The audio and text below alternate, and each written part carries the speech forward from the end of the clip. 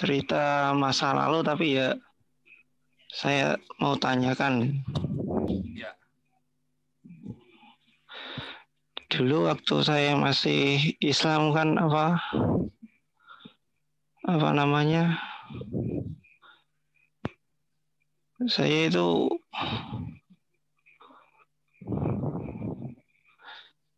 ya, soalnya agak takut juga. Nggak apa-apa. Oke, kalau sampai ada yang ngancem di capture kasih ke saya ya, kita blow up rame-rame. Bukan itu Pak, bukan ancaman. Halo, bukan ancaman dari Islam ya. Iya. Tapi apa namanya ya, saya melakukan dosa. Mm-mm.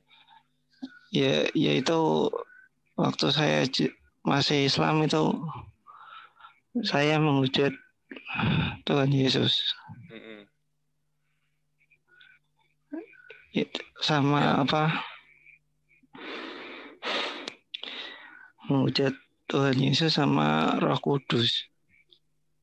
Nah, Tuhan Yesus kan bilang kalau menghujat anak itu bisa diampuni. Mm. Tapi kalau menghujat Roh Kudus itu tidak diampuni. Ya. Apa artinya menghujat Roh Kudus begitu ya? Ya, pertanyaan saya itu apa dosa yang sudah saya lakukan itu Sudah benar-benar tidak diampuni. bisa. Maksud saya benar-benar tidak bisa Ya. diampuni gitu Pak. Uh, ya, itu pertanyaannya banyak sekali orang suka salah paham. Apakah hujat sama Roh Kudus? Hujat hujat pada anak manusia itu apa sih kata hujat? Hujat itu bukan maki-makian gitu ya seperti orang-orang begitu ya. Enggak. Hujat itu kalau kita lihat di dalam Alkitab, Yesus itu disebut menghujat. Loh, menghujatnya di mana? Gara-gara dia menyamakan dirinya dengan Allah. Itu hujat. Stefanus dirajam gara-gara menghujat. Stefanus menghujatnya di mana coba? Apa dia maki-maki bait Allah? Apa dia maki-maki Musa?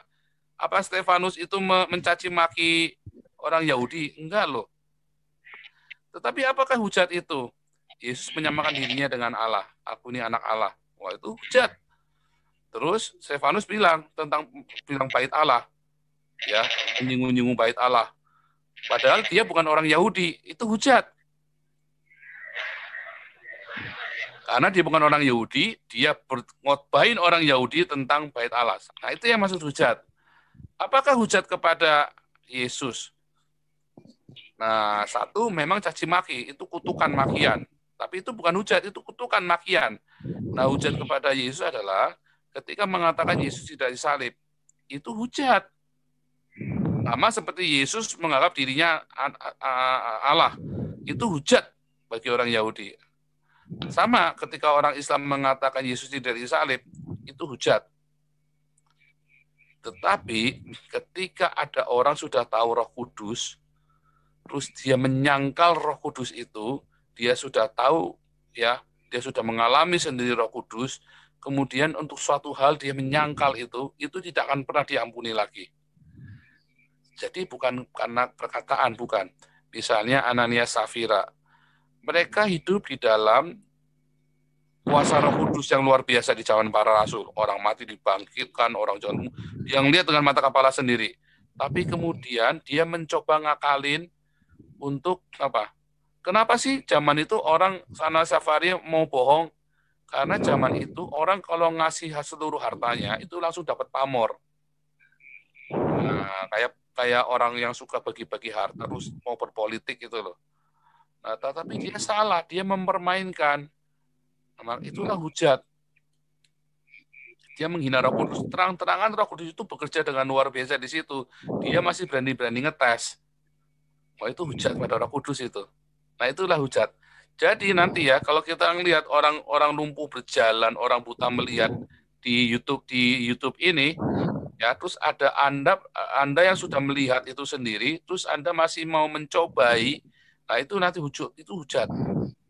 Padahal Anda melihat sendiri, orang-orang disembuhkan, orang-orang dipulihkan melalui YouTube ini. Itulah hujat. Gitu loh, hujat kepada Roh Kudus. Karena melihat Roh Kudus, bukan sayanya ya, bukan.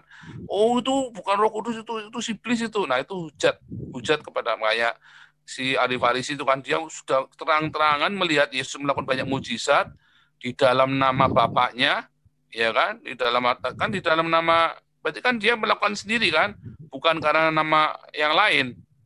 Ya kan, dia melakukan untuk apa? Untuk orang-orang Israel kembali kepada Torah kan. Tetapi kan terus dibilang Beelzebul. Nah, itu hujat pada Roh Kudus itu. Nah, tahu ya bedanya ya. Makanya imam-imam itu ada yang nggak bisa bertobat. Tetapi mengapa Nikodemus, Yusuf Arimatea, dan banyak imam-imam Farisi lainnya bisa bertobat? Karena mereka tidak melakukan hujat. Kenapa Hanas dan Kayafas tidak bisa bertobat? Oh, mereka itu udah ngelihat dan mereka tahu apa yang ditulis di dalam Torah. Tetapi karena apa disebutkan dalam Yohanes? Karena mereka lebih cinta akan hormat manusia dan kedudukan uang. Itulah hujat sama Roh Kudus. Nanggap ya. Jadi definisi hujat sendiri seringkali orang salah. Banyak orang salah. Oh, enggak. Karena Anda banyak sekali melakukan itu karena ketidaktahuan. Sehingga dia maki-maki Roh Kudus, maki-maki mengutuki Roh Kudus, mengutuki Yesus. Tetapi nyatanya hari Roh Kudus menyentuh Mas Henry toh untuk percaya kepada Yesus adalah satu-satunya Tuhan dan Juru Selamat. Nah, itulah pengampunan. Dan saya berkata di dalam nama Yesus, dosamu diampuni. Ayo. Udah, dosamu diampuni. Udah. Terimalah pengampunan dari Tuhan Yesus. Berarti kalau seumpama ada orang Kristen lalu dia umpamanya mu'alaf gitu Pak.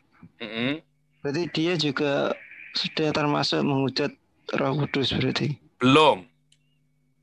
Sampai dia jadi, misalnya nih, kayak Hani Kristian. Dia kan bersaksi tentang kesembuhan ilahi, macam-macam, segala macam. Tapi kemudian dia menyangkal mujizat itu sendiri. Makanya anaknya mati. Ya kan? Itu masih belum loh ya, itu masih ada kesempatan, tetapi ada saatnya nanti mentok benar-benar nggak bisa bertobat lagi. Artinya apa? Dikasih mati. Benar-benar hatinya sendiri mati. Kayak mau Hinta. Oh, jadi enggak. Jadi berarti seumpama apa namanya? Orang itu menyangkal mujizat. Iya. Lalu dia tobat namanya. Berarti ya apa masih bisa diampuni berarti gitu, Pak? Masih. Kalau dia nggak diampuni, dia pasti langsung mati saat itu. Contohnya Herodes, langsung ditampar oleh malaikat dan dia mati. Nah, Moko Ginta itu sudah menghujat Roh Kudus itu. Dia sudah berani ngancam-ngancam, apa itu melihat Tuhan, apa. Terus 3 bulan kemudian dia ngancam-ngancam Yudi mau mati, 3 bulan kemudian dia yang mati. Masalahnya begini loh, banyak orang masih hidup, dia sudah nggak diampuni lagi, karena dia sudah mengeraskan hatinya. Dia memang memutuskan, dia tahu, dan itu termasuk. Dan dia mau kuat-kuatan menantang Tuhan. Nah itu nanti kayak Ahmad Dedat itu kan, 9 tahun dia kan ngomong nggak bisa, mayat hidup kan, disuruh melihat dia, disuruh merasakan apa yang dia hujat sebelumnya. Nah itu kalau udah begitu nggak bisa bertobat. Jadi hati-hati ketika kita menyangkal itu, kita harus hati-hati. Dan bahkan pendeta-pendeta sendiri banyak yang sudah menghujat Roh Kudus ya, makanya dikasih mati sama Tuhan. Hati-hati. Gitu ya. Oh iya, Pak. Nah. Iya. Jadi kita harus benar-benar mengerti apa itu kata hujat. Satu, kedua, kita juga jangan main-main. Oh nyatanya aku masih hidup, nantang-nantang begitu kan. Oh, kita tidak tahu sampai di mana batas menghujat itu. Karena kayak Herodes, ini suara Tuhan, yang langsung mati. Kayak Anania Safira, dia cuma bohong aja kan.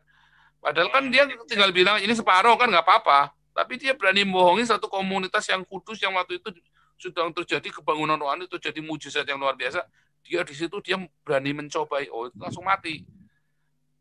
Nah, terus orang-orang yang seperti ini sangat jadi orang yang murtad itu belum tentu, orang yang murtad itu mualaf itu belum tentu dia menghujat, belum tentu. Bisa juga dia sendiri belum lahir baru waktu jadi Kristen. Banyak kayak Edi Prayitno belum lahir baru, Agustan belum lahir baru waktu di Kristen. Jelas kelihatan belum lahir baru. Kalau saya dulu mau murtad, kenapa nggak jadi? Karena saya sudah lahir baru, dikejar sama Tuhan. Gitu. Jadi Mulyana, kenapa dia bisa balik? Ya kan? Jadi begitu, kita harus melihat secara kompleks. Begitu Mas Hendri. Oh iya Pak, terima kasih jawabannya. Iya, semoga Tuhan Yesus memberikan pengertian yang lebih dalam lagi. Amin.